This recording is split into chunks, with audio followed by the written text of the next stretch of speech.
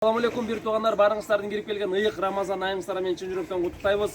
Барбыз командасы быйыл орозо кармап азыр. Жолдо Озачарга үйүнө шашып бараткан, жетишпей калгандар үчүн өзгөчө суу жана мыкты курма таратууну туура көрдүк. Барыңыздардын орозоңуздар кабыл болсун. 5 болdu şu biz kettik mahalle gidelim. Şimdi lan ulan Mavay Park'tan dikkat çıkartmadan Allah'ına bak. Ey, Töleküm ayılga taratma.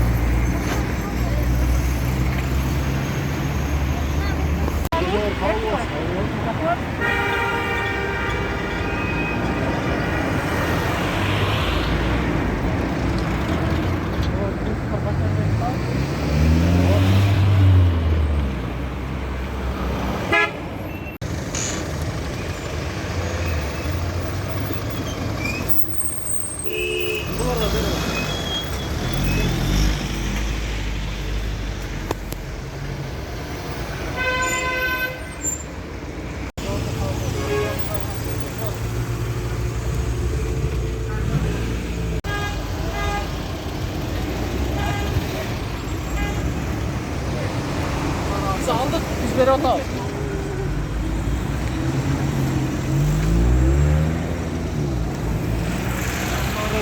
Elin varsın mı?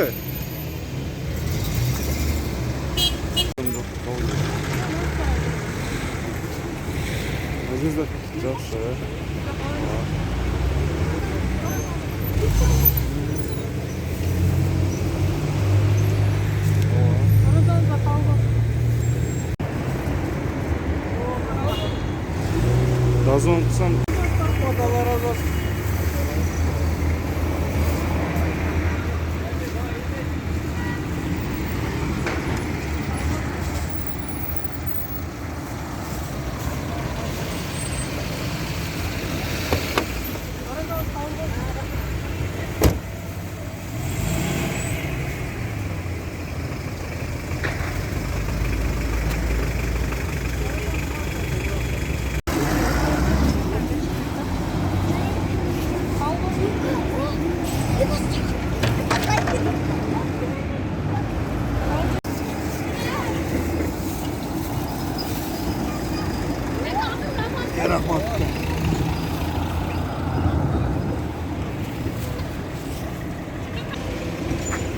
Orozonuzlar kabul olsun belki.